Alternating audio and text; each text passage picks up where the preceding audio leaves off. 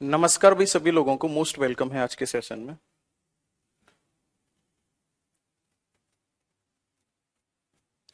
अंकित, नूतन, आरती, नमस्कार सभी लोगों को। नमस्कार।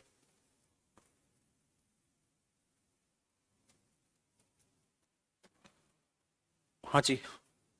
नूतन, अंकित, आरती, दो लोगों के बार बार कमेंट, ऐसा कैसे भाई?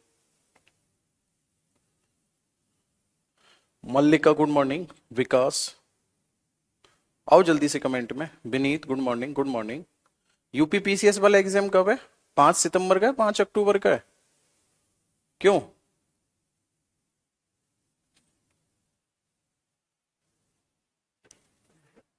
बताओ।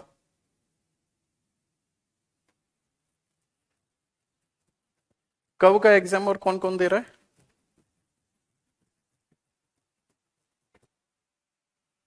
5 अक्टूबर का है। चलो फिनिश करा देते हैं इसको जल्दी से। एशिया कॉन्टिनेंट में मुझे याद आ रहा है, कल मैंने श्रीलंका के बारे में आपको बताया था, है ना? चाइना के बारे में समझ लेते हैं आज। अक्टूबर में, सितंबर में?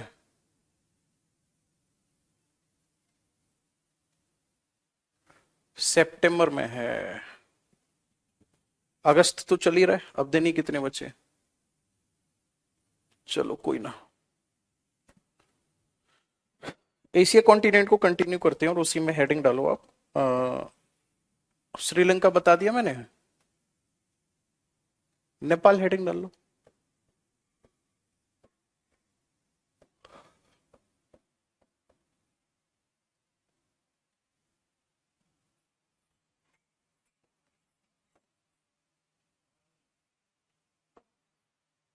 नेपाल की अगर मैं बात करूंगा तो सर सबसे पहली बात तो ये है कि एक लैंडलॉक कंट्री है।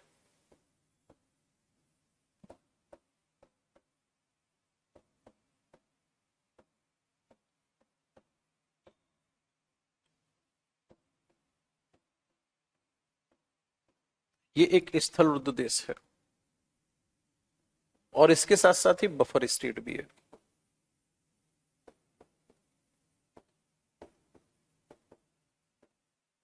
और क्या है, ये बफर स्टेट है।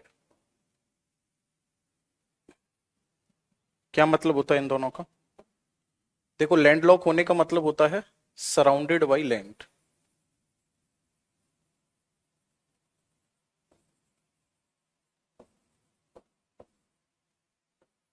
हिंदी में बोला जाएगा इसको स्थल से घिरा।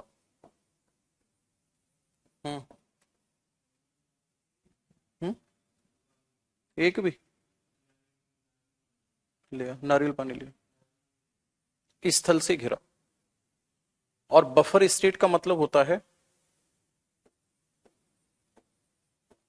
Between enemy country.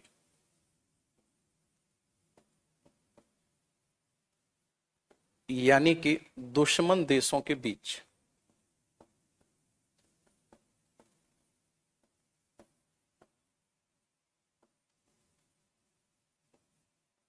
दुश्मन देशों के मध्य स्थित। सही है। अब जैसे अगर मैं बात करूंगा नेपाल की, तो ऊपर चाइना है, फिर नेपाल है, फिर इंडिया है। तो फाइनली हम यूं कह सकते हैं चाइना और इंडिया के बीच में क्या है? नेपाल है। चाइना और इंडिया की क्या है? दुश्मनी नॉर्मली रहती रहती है। ठीक है। तो ये दो एनिमी कंट्री के बीच में है। ठीक है। चलो नेक्स्ट। आगे अगर मैं बात करूंगा नेपाल की, तो ध्यान से सुनना मेरी बात को। जो नेपाल है, ये नेपाल एक माउंटेनियस कंट्री है। कैसा कंट्री है? एक माउंटेनियस कंट्री है। यानी कि नेपाल जो है वो एक पर्वतीय देश है। कौन सा पर्वत है सर? हम इसको ऐसे लिख सकते हैं, located on slope of Himalaya.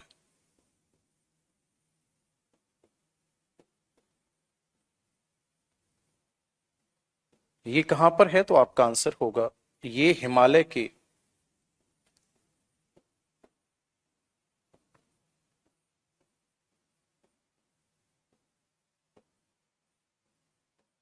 ढलान पर स्थित है, ठीक है ना। कहां पर है ये? हिमालय के ढलान पर स्थित है। नेक्स्ट अगर मैं बात करूंगा तो इसको एक हिंदू नेशन माना जाता है। ये एक हिंदू राष्ट्र है। नेपाल क्या है? नेपाल एक हिंदू राष्ट्र है। आगे अगर मैं बात करूंगा तो और क्या खास है सर नेपाल में? खास बात ये है नेपाल में कि नेपाल जो है क्या है?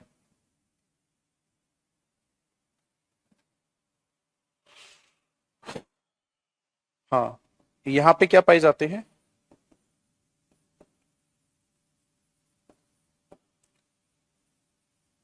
आर्टिशियन वाटर सोर्स पाए जाते हैं।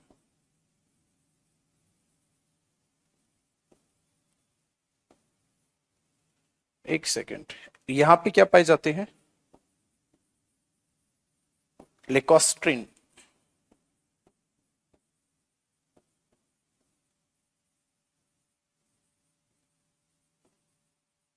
लेकोस्ट्रिन प्लेन्स पाए जाते हैं।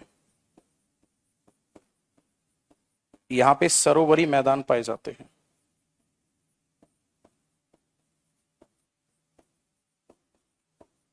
सरोवरी मैदान का मतलब जानते हो? देखो ध्यान से, मान के चलो एक माउंटेन है, इस माउंटेन से कोई भी नदी उतर के नीचे जा रही है, तो नदी ने क्या किया, यहाँ आसपास अपने अवसाद इकट्ठे कर दिए, बराबर। अब यहां कंडीशन ये है कि ये बड़ी बड़ी चट्टाने हैं, यूं ऐसे यूं,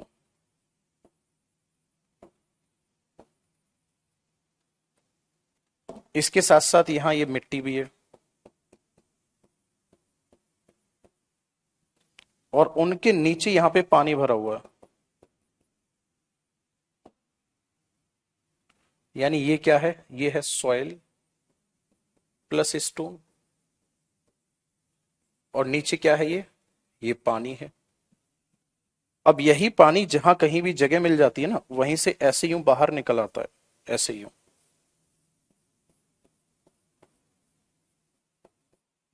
और इसी वाटर को किस में यूज किया जाता है?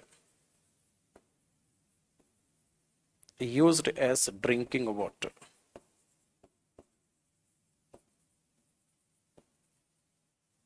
नोट करो।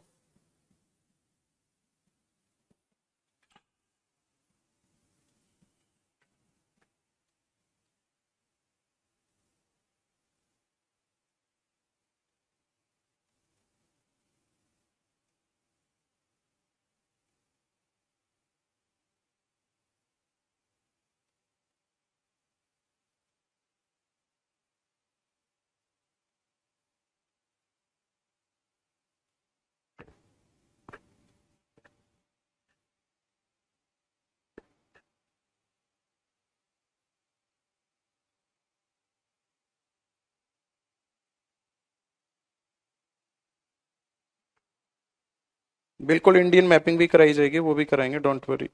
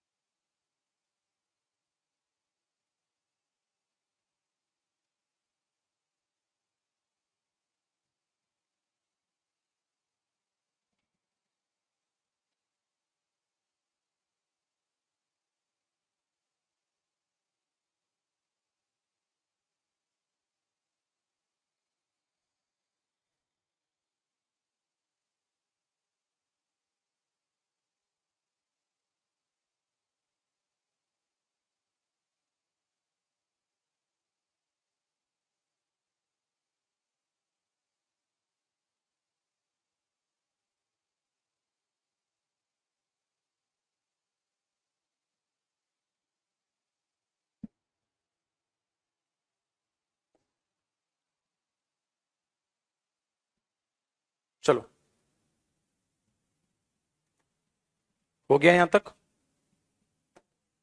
अब अगले पॉइंट पे आ जाओ। अगर मैं रिलीफ की बात करूंगा तो मैंने कहा नेपाल एक माउंटेनियस कंट्री है। 75% जो पोर्शन है नेपाल का, एरिया जो है,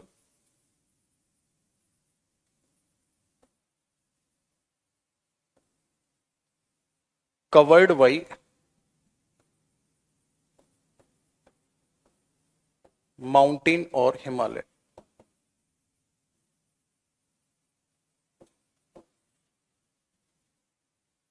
75% क्षेत्रफल जो है इसका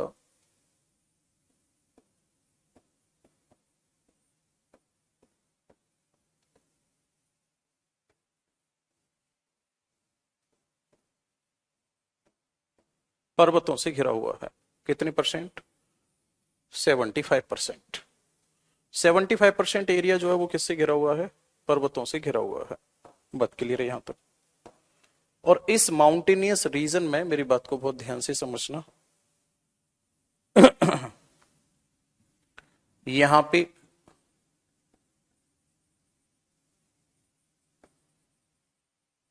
एवरग्रीन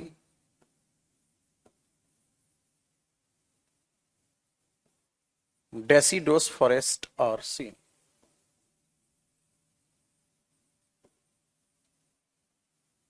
यहां पे एक तो सदाबहार,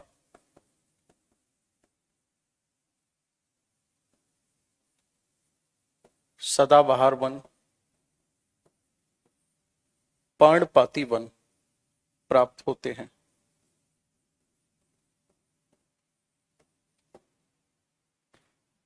आगे बात समझ में? एक तो यहां पे फॉरेस्ट है और यहां पे क्या है? Glacier also found.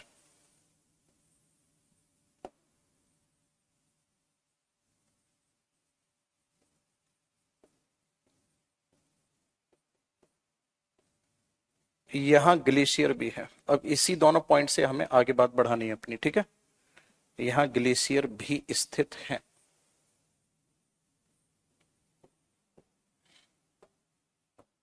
अब मेरी बात को बहुत ध्यान से सुनना समझना।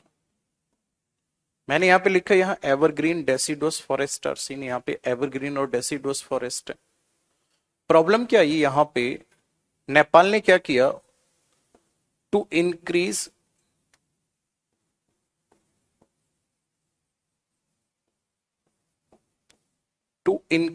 Industries,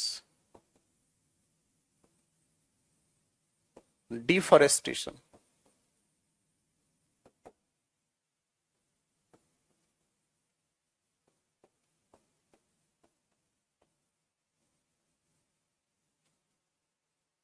deforestation start in Nepal, है नहीं? यानी कि उद्योग को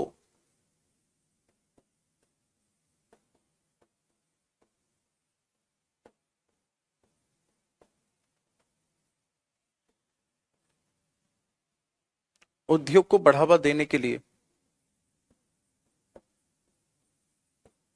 वनों का कटाव किया गया।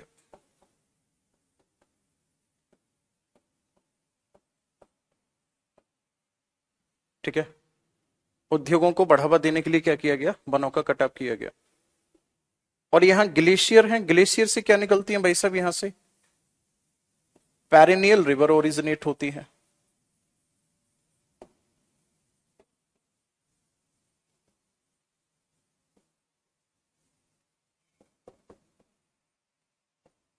पेरिनियल रिवर आर ओरिजिनेट, यानी कि सदाबहार नदियां निकलती हैं।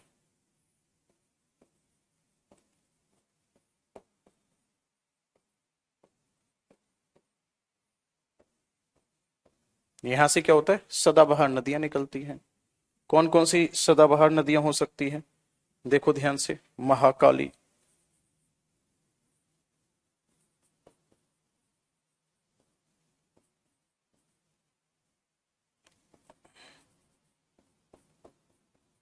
सप्तकोसी,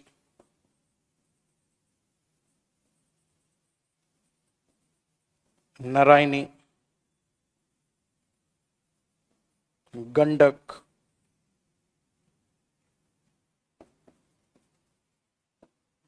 काली रिवर, ये सब यहाँ पे सदाबहार नदियां निकलती। अब पता है समस्या क्या आई? समस्या ये आई, बिल्कुल आप ऐसे समझ लो,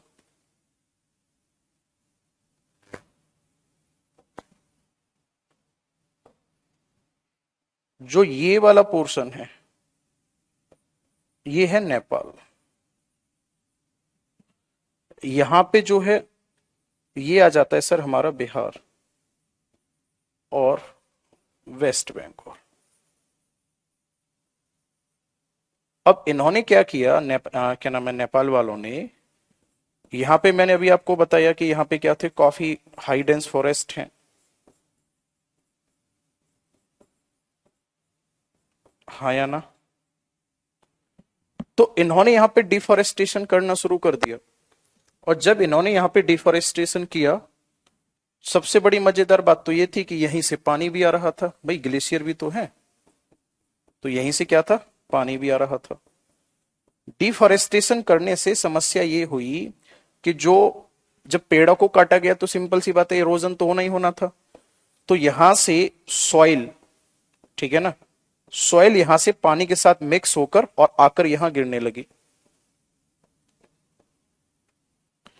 और जब ये आकर यहां गिरने लगी बिहार की तरफ, इसको कहा गया फिर सिल्ट। सिल्ट का मतलब समझ आता है, गाद, कीचड़ की तरह जो होता है। अब स्थिति ये बन गई कि जो बिहार की नदी है, ध्यान से सुनना मेरी बात को, स्थिति ये बन गई कि जो बिहार की यहां पे एक नदी बह रही है, उस नदी के अंदर सिल्ट की मात्रा है ज्यादा। आगे बात समझ में? और जब सिल्ट की मात्रा ज्यादा है तो अब इस नदी में पानी आएगा, ठीक है ना, तो पानी इधर उधर फैलेगा या नहीं फैलेगा? इसको कहा गया फ्लड या बाढ़।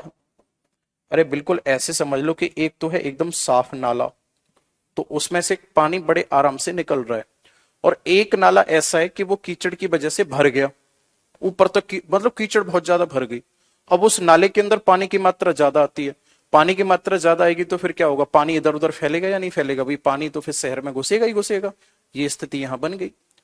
तो हिमालय से निकलने वाली जो नदियां हैं वो ऊपर पहाड़ी क्षेत्र से क्या करती हैं, वो नीचे की तरफ गाद लेकर आती हैं, और ऊपर से आने वाला जो गाद है वो बिहार की नदियों में आकर जम जाता है। इससे बिहार की नदियों की गहराई कम हो जाती है। और जैसे ही मानसून आता है, यानी कि बारिश का मौसम आता है, रेनफॉल सीजन आता है, वर्षा ऋतु आती है, ऊपर से पानी की मात्रा जैसे ही बढ़ती है, तो उस पानी की मात्रा बढ़ने के कारण क्या होता है, बिहार में बाढ़ आना शुरू हो जाती है। यानी डिफॉरेस्टेशन तो कराया था नेपाल ने, बोले जी हम तो अपने यहाँ पे कुछ भी करें, आपको क्या मतलब है?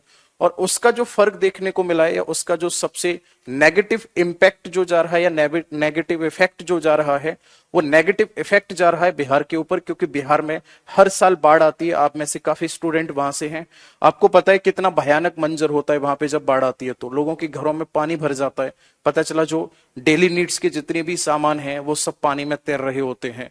आपने स्थिति को बहुत अच्छे से देखा होगा, जो नहीं बिलोंग करते उन्होंने न्यूज वगैरह पे या सोशल साइट्स वगैरह पे देखा होगा। तो ये सब कुछ जो शुरू हुआ है, ऐसा नहीं है कि पहले डिफॉरेस्टेशन से पहले बाढ़ नहीं आती थी। भाई सिंपल सी बात है, ऊपर से एक वाटर फ्लो है, एक प्रेशर आ रहा है पानी का, तो प्लांट क्या करते हैं, उस प्रेशर को कम करते हैं, बाउंड करने का काम करते हैं। अब कुछ बाउंडेशन ही नहीं है, तो फिर तो ये हो गया ना कि ऊपर से जैसे पानी खुद फेंका जा रहा है। तो इस वजह से यहाँ पे बिहार में जो है वो बाढ़ आती है। ओके, कमेंट करो जल्दी से, समझ आया नहीं आया, पॉइंट बढ़िया लगा सारे लोगों को? चलो अब अगले पॉइंट पे आ जाओ। मैंने कहा सर सदाबहार नदियां हैं, और मजे की बात तो यह कि नदियां सब ढलान पर हैं, एकदम स्पीड से जा रही हैं। तो ये जो छोटी मोटी लगा के पूरी अगर नदियां देखी जाएं तो लगभग 6,000 rivers are found in Nepal. 6,000 के करीब नदियां हैं, हर 2 कदम पे नदियां, और वो भी सदाबहार वाली नदी। और ढलान पे पानी है। पानी से बिजली का उत्पादन कैसे करते हैं, टरबाइन घुमाने के लिए, और जब ढलान का पानी है तो टरबाइन आसानी से घूमेगा या नहीं घूमेगा? तो नेपाल के पास विश्व की सबसे ज्यादा जल विद्युत उत्पादन करने की क्षमता है, लेकिन खुद सक्षम नहीं है, तो उत्पादन नहीं कर पा रहा है। मैं लिख रहा हूं यहां पे, इसी से अब 2 पॉइंट रिलेट करते हैं हम।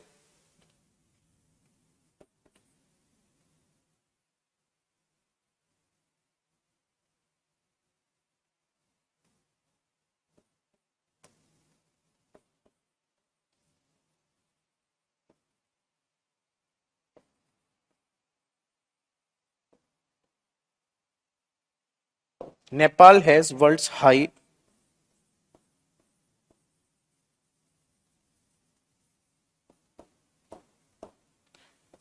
world's high possibility of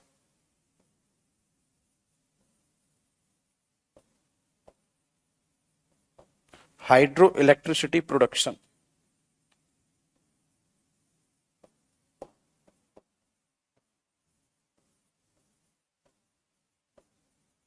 in the world.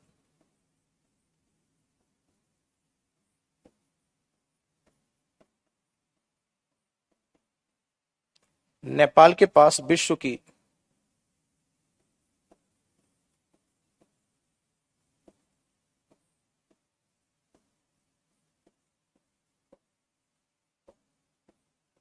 सर्वाधिक जल विद्युत उत्पादन क्षमता है। बराबर। अब क्योंकि यहाँ पानी की मात्रा ज्यादा है, इसी वजह से नेपाल को क्या कहा जाता है? नेपाल को कहा जाता है waters tower of south Asia.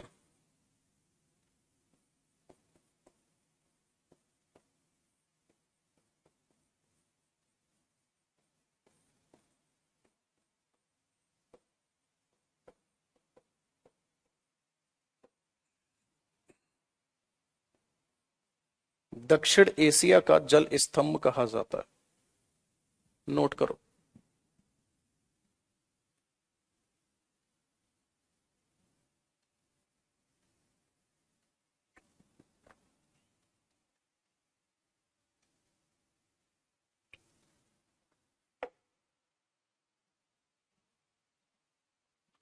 लगभग 6000 नदियां पाई जाती हैं यहां पे नेपाल में। पूरा नोट कर दो।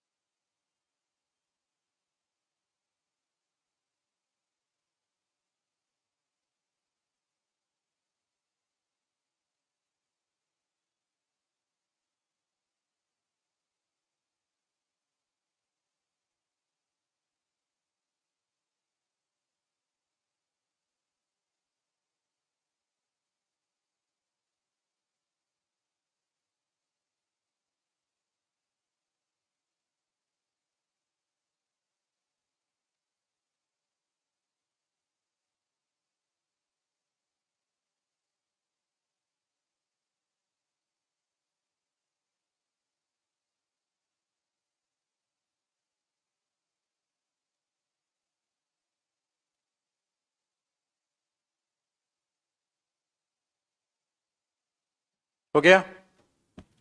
चलो नेक्स्ट हेडिंग डालो अब आप।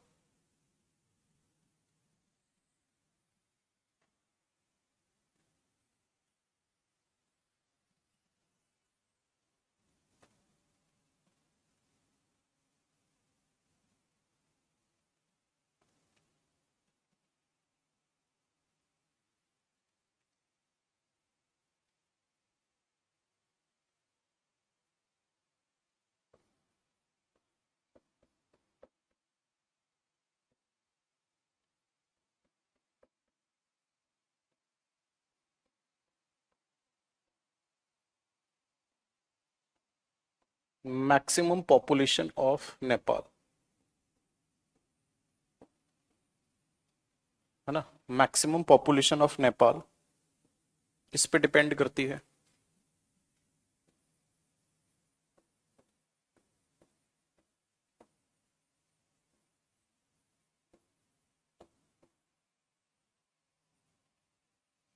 Depends on agriculture.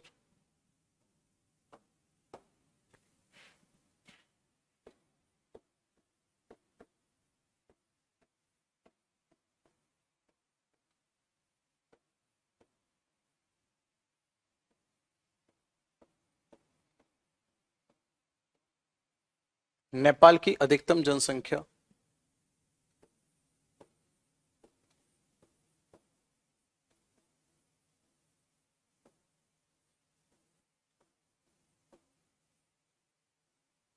कृषि पर निर्भर करती है ना? किस पर निर्भर करती है? कृषि पर निर्भर करती है।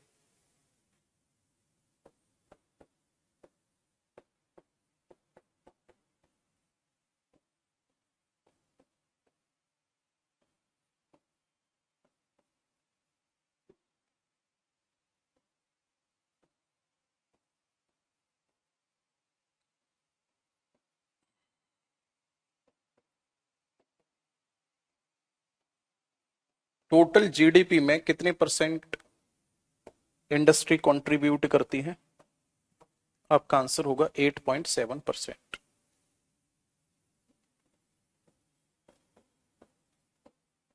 जीडीपी में उद्योग का योगदान है।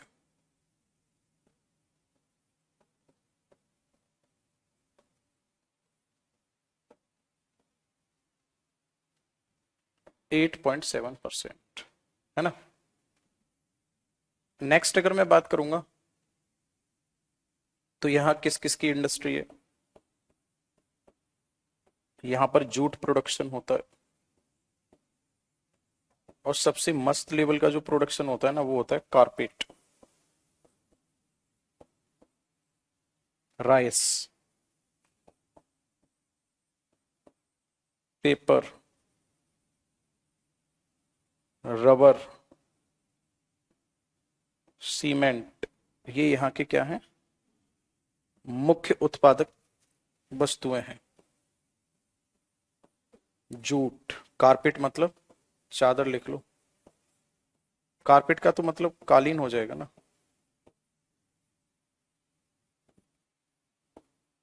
चावल, पेपर, रबड़,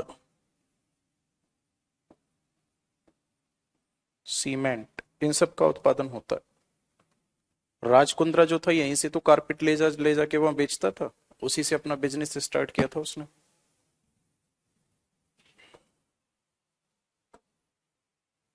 हाँ जी, इन सब का प्रोडक्शन होता है यहाँ पे।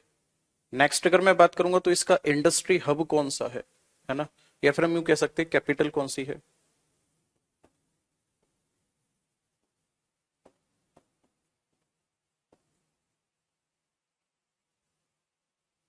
यहाँ की जो राजधानी है वो कौन सी है?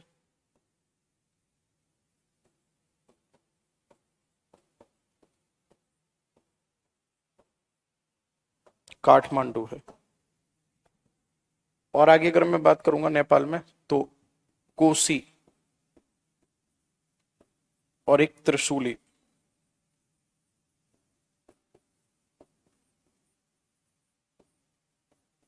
एक कोशी और एक त्रिशूली। ये क्या थे? ये प्रोजेक्ट थे।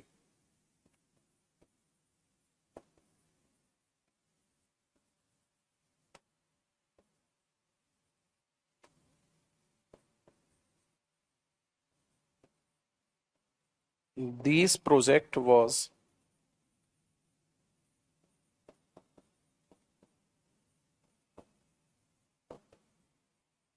joint project of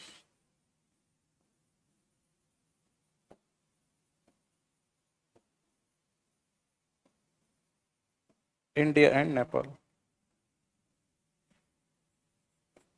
ये भारत और नेपाल की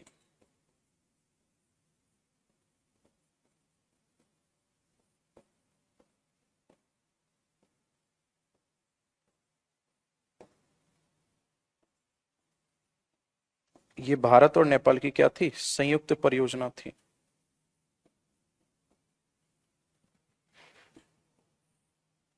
नोट करो इसको जल्दी से।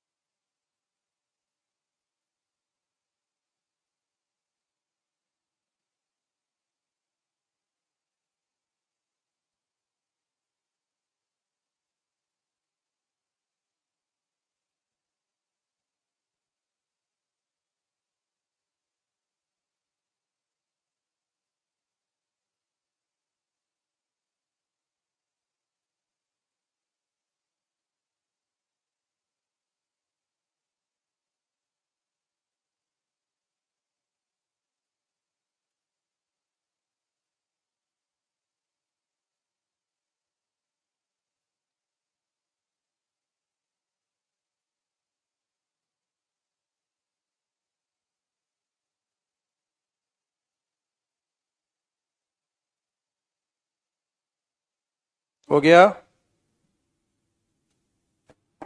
हेडिंग डालो, China.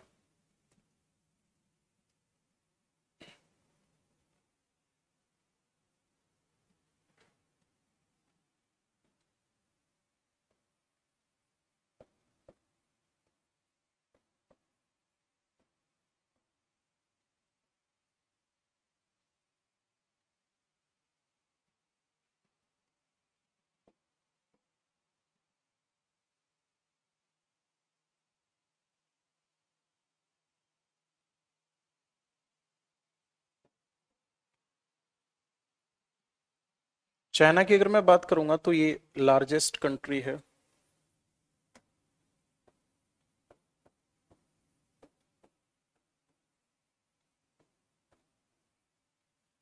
Largest country in population,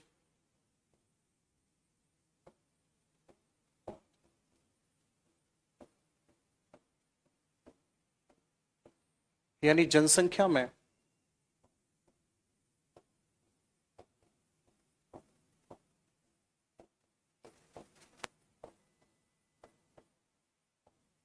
सबसे बड़ा देश है। नेक्स्ट अगर मैं बात करूंगा तो इसकी टोपोग्राफी कैसी है?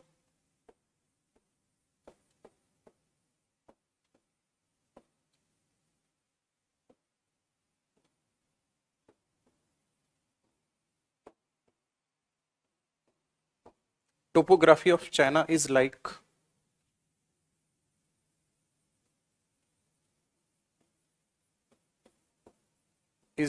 ladder topography.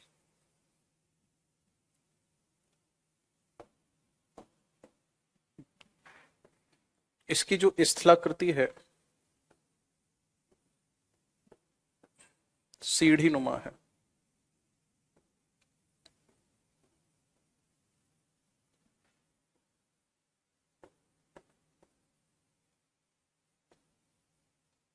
इंडस्ट्री आर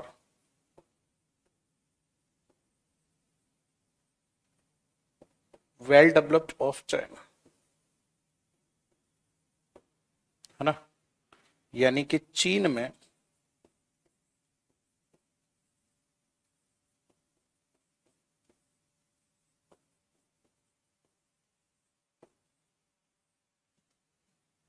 उद्योग अत्यधिक विकसित हैं।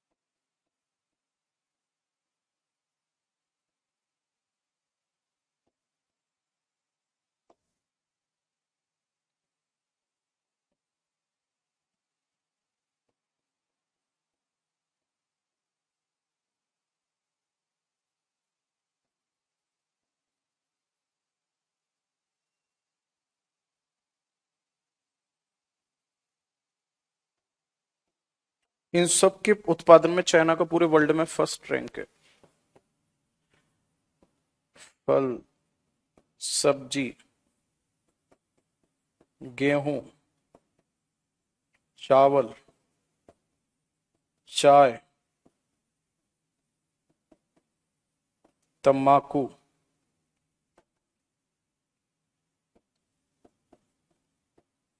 लोहा, सोना, टिन, जिप्सम, अभ्रक, कोयला, इन सब के प्रोडक्शन में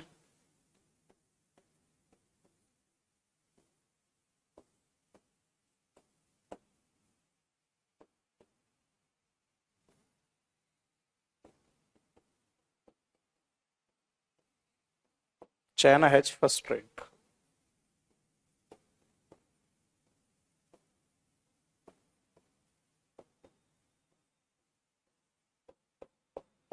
चीन का प्रथम स्थान।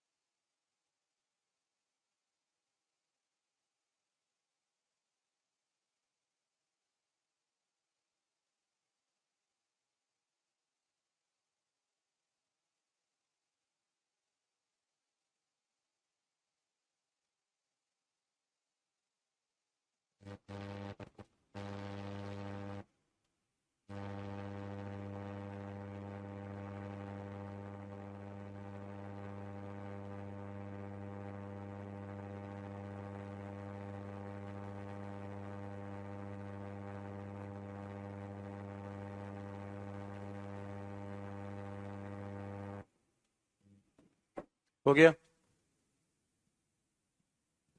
चाय में इंडिया नहीं है, चाइना ही है। अब हेडिंग डालो।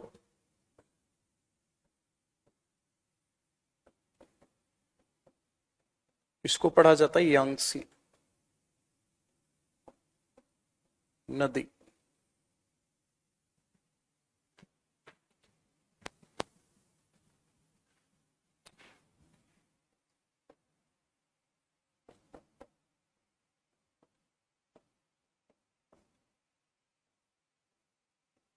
इसका ओरिजिन या उद्गम कहां से होता है यांगसी नदी का? तो इसका ओरिजिन होता है कहां से यांगसी नदी का? आपका आंसर होगा इसका ओरिजिन होता है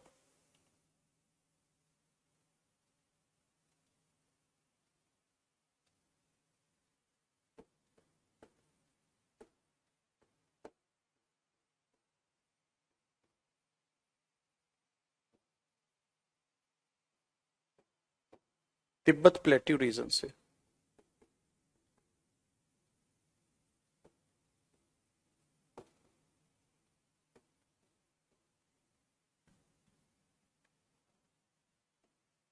तिब्बत के पठार से निकलती है नदी। तिब्बत के पठार के पास में क्या है? जारी हिल।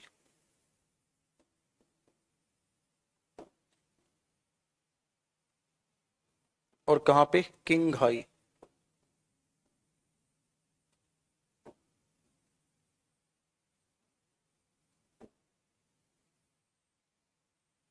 किंगहाई क्षेत्र से निकलती है।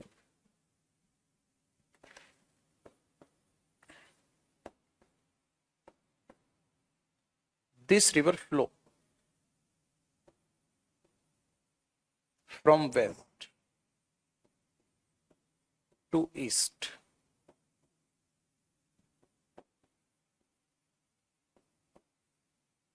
इन चाइना। यह नदी पश्चिम से पूर्व बहती है।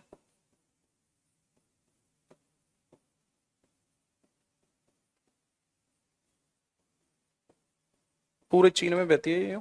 पश्चिम से आएगी, पूर्व की तरफ जाएगी। पश्चिम से पूर्व बहती है ये। और माउथ कहां पर बनाती है? माउथ का मतलब समझ आता है? मुहाना, या कह लो आप अंत कहां होता है। तो अंत होता है इस नदी का किस जगह पर? आपका आंसर होगा संघाई। संघाई या सिंघाई?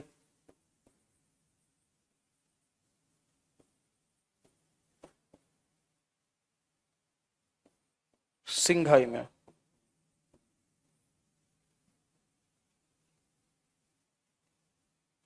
सिंघाई वाले रीजन के पास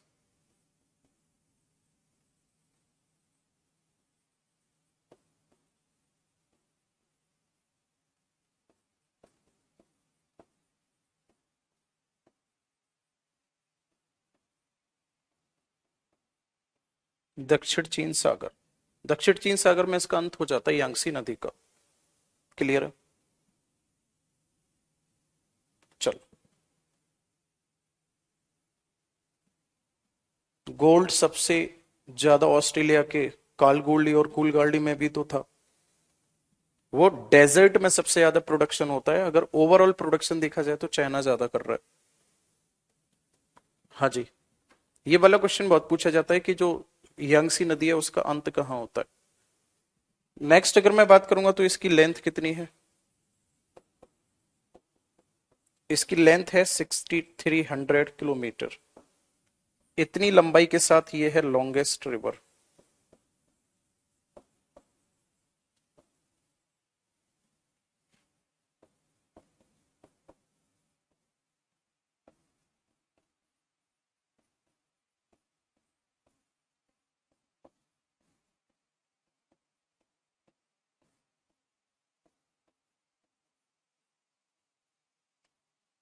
ये एशिया की सबसे लंबी नदी है। एशिया की सबसे लंबी नदी है। ठीक है, नोट करो।